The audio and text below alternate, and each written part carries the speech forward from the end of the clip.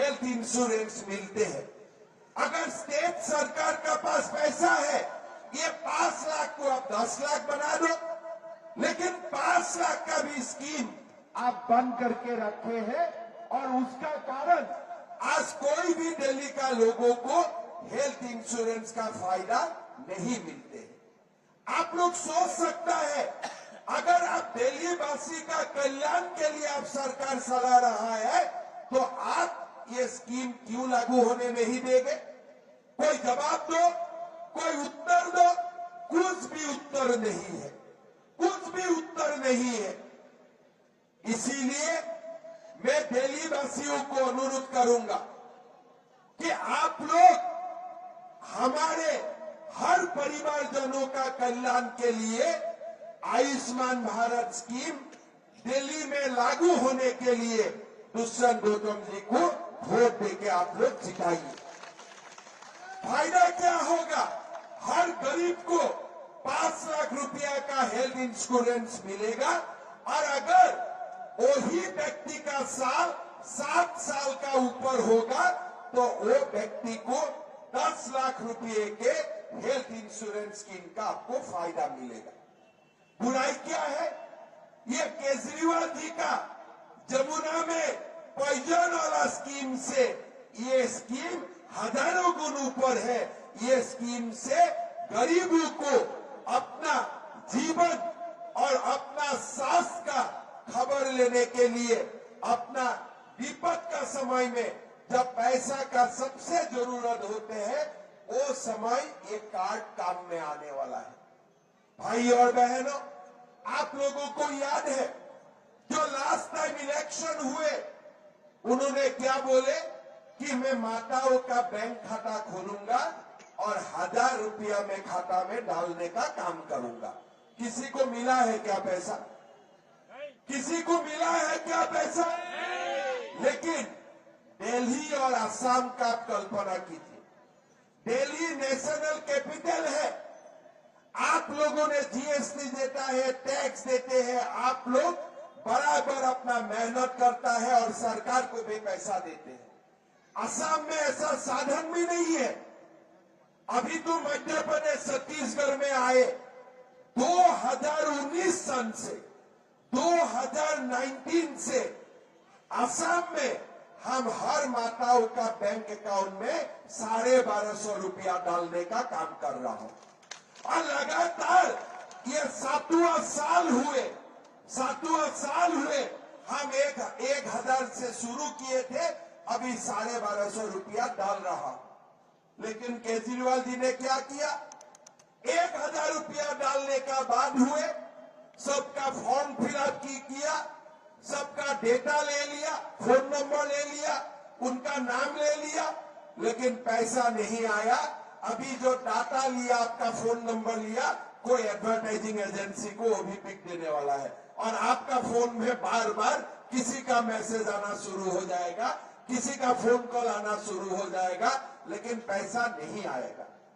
आज भारतीय जनता पार्टी ने ये आप लोगों को पसंद देते हैं कि हमारा सरकार आएगा, जैसे असम में, मध्य प्रदेश में, जैसे छत्तीसगढ़ में हर महीना बैंक अकाउंट में पैसा आते हैं, आपका बैंक अकाउंट में भी 2500 रुपया आना शुरू हो जाएगा। ये मोदी जी का गारंटी है।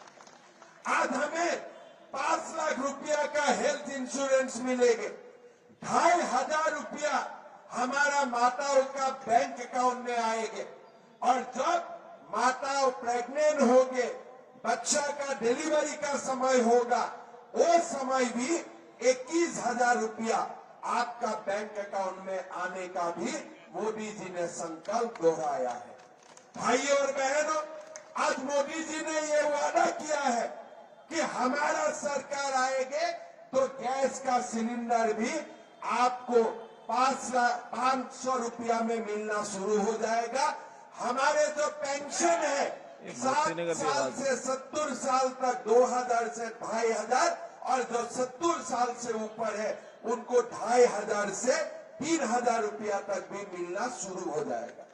भाई और बहनों, आप लोग पूछ सकते हैं कि दिल्ली में जो वादा किया है बीजेपी ये वादा दूसरा स्टेट में भी किया है क्या? आप लोग थोड़ा सोच के देखिए। एक बार जो प्रदेश में बीजेपी का सरकार आते हैं वहां बार बार आते हैं। क्यों आते हैं? यूपी में बीजेपी का सरकार पहला बार आया, हमने काम नहीं किया होता था, दूसरा बार लोगों ने हमको किनारा कर देना चाहिए था, लेकिन दूसरा बार भी हमारा सरकार आया। बिहार में हमारे सरकार रिपीट हुए, हमारा सरकार राजस्थान, मध्य प्रदेश, छत्तीसगढ़ में दोबारा आए, गुजरात में 4, 5, 6 टाइम तक हमारा सरकार लगातार आए, असम में दूसरा बार हमारा सरकार आए। क्यों आते हैं? इसीलिए आते हैं जो मोदी जी वादा करते हैं वो वादा मोदी जी निभाता है। मोदी जी हर कमिटमेंट को मोदी जी पूरा करते हैं। भाइयों और बहनों, आज अगर असम में जाइए, हमारा छोटा प्रदेश है, लेकिन महिला जो प्रेग्नेंट होते हैं उनका बैंक अकाउंट में हम 12,000 रुपया डालता हूं। हमारा माताओं का बैंक अकाउंट में हर महीना 10 तारीख हम 1250 रुपया डालने का काम करता हूं। आज जब मोदी जी बोलते हैं कि केजी से पीजी तक शिक्षा हम फ्री देगा, हम कोई उसमें मासूल, कोई उसमें कोई फीस नहीं होगा, ये काम हम करके दिखाया है। आज असम जैसा प्रदेश में हमें केजी से पीजी तक कोई फीस नहीं देना है, और ऊपर में अगर कोई हमारा बेटी क्लास 11, 12 पढ़ता है, उनको महीना बैंक अकाउंट में हम लोग 1,000 रुपया देने का काम करता हूं। अगर degree first year, second year, third year पढ़ते हैं, उनका बैंक अकाउंट में हम लोग 1250 रुपया देने का काम करता हूं। अगर वही मेरी बेटी यूनिवर्सिटी पढ़ते हैं, उनका बैंक अकाउंट में हर महीना 10 तारीख हम लोग 2,500 रुपया देने का काम करता हूं। मतलब केजी से पीजी तक आपको एडमिशन का पैसा नहीं देना है, मंथली फीस नहीं देना है, और ऊपर से आपका बैंक अकाउंट में भी हम लोग हर महीना पैसा डालता हूं। केजरीवाल जी क्या करते हैं? केजरीवाल जी क्या करते हैं? कुछ नहीं करते हैं। 10 साल से हमारे मुसलमान समाज का मौलवी लोगों को और पैसा देने का नाटक किया। वो दिन मुल्ला लोग आके बोले कि हमें पैसा नहीं मिल रहा है, तो तुरंत केजरीवाल जी हिंदू बन गए, बोले ठीक है, मुल्ला को नहीं मिल रहा है तो हम अभी हमारे मंदिर को, पुजारी को भी देने का काम करता हूं। अरे तुमने मुल्ला को ठगाया और साथ में तुम अभी हमें भी ठगाने का कोशिश करते हो। ये क्या सिस्टम चला के रखते हो? पर दिमाग में ही नहीं आते हैं। जितना झूठ बोल सकता है इतना ही झूठ बोलने का वो लोग काम करते हैं। क्या बोले थे केजरीवाल में? मैं मर जाऊंगा, कांग्रेस का साथ नहीं जाऊंगा। लेकिन लोकसभा चुनाव में क्या किया? भाई कांग्रेस को वोट दो या नहीं तो आपको वोट दो। जो कांग्रेस का साथ मिलने से बोले थे मर जाऊंगा, लोकसभा में कांग्रेस और आपका इलू इलू हो गया, आई लव यू हो गया। फिर अभी डाइवोर्स हो गए, पता नहीं चुनाव का बाद और कब शादी हो जाएगा। क्या करते हैं हिसाब नहीं है। पहले बोला है नहीं उनका साथ में जाऊंगा तो मर जाऊंगा, फिर आई लव यू हो गया, अभी फिर झगड़ा हो गया, और आगे जाके क्या हो गए ये राहुल बाबा और केजरीवाल बाबा ही जानते हैं।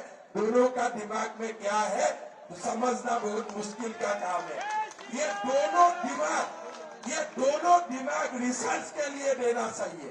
ये दोनों दिमाग कैसे चलता है, ये हमारे भारत का भविष्य में रिसर्च करने के लिए दोनों दिमाग हमें हॉस्पिटल में भेजना पड़ेगा।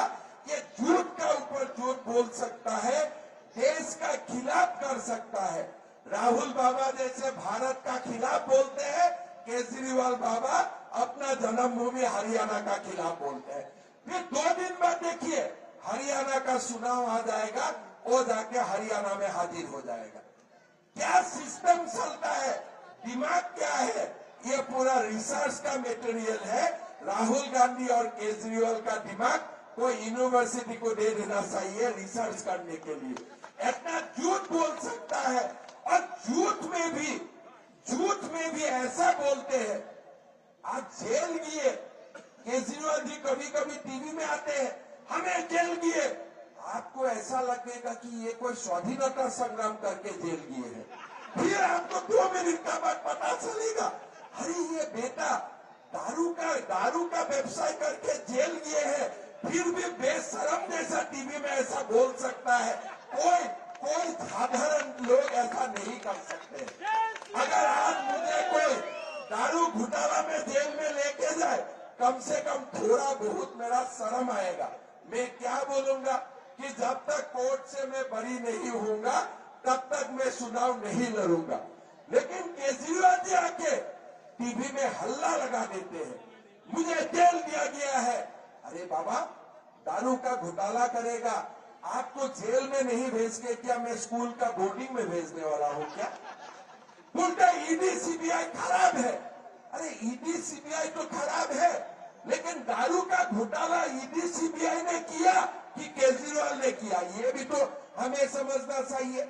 अगर साधारण व्यक्ति उनको टीवी में देखे तो आपको लगेगा भाई गांधी जी का बाद देश के लिए जेल जाने वाला यही व्यक्ति है, यही व्यक्ति है, हमारा देश का स्वाधीनता के लिए लड़ रहा है।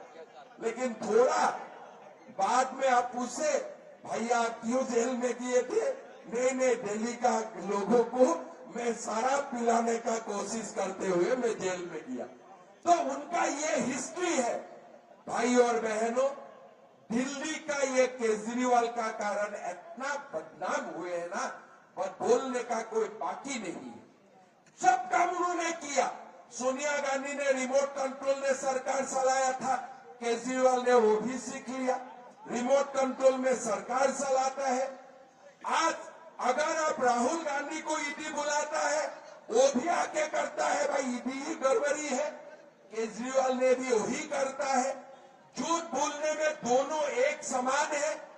ये दोनों कब क्या करके बैठ जाएगा किसी का पता नहीं है। ये लोग सब कुछ कर सकता है, लेकिन उनका इस कारण में सटीक इसका हो रहा है, दिल्ली में हो रहा है।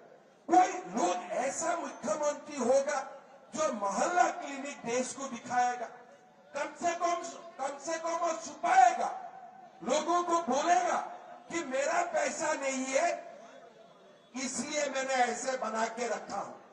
लेकिन पूरा देश का लोगों को इंटरव्यू देते हैं, फॉरेन जर्नलिस्ट को इंटरव्यू देते हैं कि मोहल्ला क्लिनिक देखने चलिए। मोहल्ला क्लिनिक में क्या है ये आप लोगों से ज्यादा और कोई नहीं जानते हैं। लेकिन ऐसा ही व्यक्ति है जो व्यक्ति कुछ नहीं किए हैं उसी काम को बार बार एडवर्टाइज करते हैं। 2000-3000 करोड़ रुपया विज्ञापन में खर्चा करते हैं, और उनको देख के अभी पंजाब का हमारा मुख्यमंत्री है भगवान मान, ऑफिस में कम रहते हैं, ज्यादा टीवी स्टूडियो में रहता है, इसमें शूटिंग करने में ज्यादा समय जाते हैं। आप उनको देखिए, हर दिन नया कोई एडवर्टाइज करते हैं। मैं एक दिन उनको मिले तो मैं पूछे कि भाई साहब आप काम करते कब करते हैं? ज्यादा समय तो शूटिंग में ही आपको जाते हैं। तो उनको भी केजरीवाल ने सिखा दिया कि कुछ काम मत करो, खाली टीवी में आते रहो, स्क्रीन में आते रहो, और लोगों को हम ऐसे ही बना के हम अपना जो खाना है वो चलाते रहूंगा।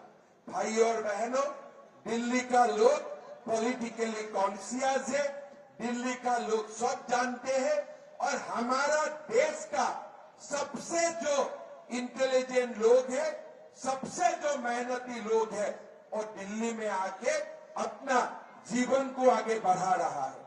भाई और बहनों, ये दिल्ली को हमें सचमुच हमारे विशाल भारत की, हमारा महान भारत की कैपिटल बनाना है। मोहल्ला क्लिनिक हमारा परिचय नहीं हो सकता है। न्यूयॉर्क में जाइए, टोक्यो में जाइए, लंदन में जाइए, मोहल्ला क्लिनिक दिखाई नहीं देते हैं। आज हमारा भारत ये सारे देशों से आगे है। हमारा देश का जीडीपी प्रधानमंत्री मोदी जी ने 2029 तक 3 नंबर में लेके आएगा। भारत विशाल देश है और ये विशाल देश का राजधानी दिल्ली है। इसीलिए दिल्ली का परिसर सुपर स्पेशलिटी हॉस्पिटल होगा, दिल्ली का परिसर मल्टी स्पेशलिटी हॉस्पिटल होगा, दिल्ली का परिसर कभी मोहल्ला क्लिनिक हो ही नहीं सकता है। ये बात मैं आप लोगों को बोलना चाहूंगा। भाई और बहनों, आप लोगों को मेरा विनती होगा, दुष्यंत गौतम जी हमारे पार्टी का एक वरिष्ठ नेता है, पार्टी के लिए मेहनत करता है और दिल्ली के लिए भी उन्होंने अपना परिश्रम करने का संकल्प लिया है।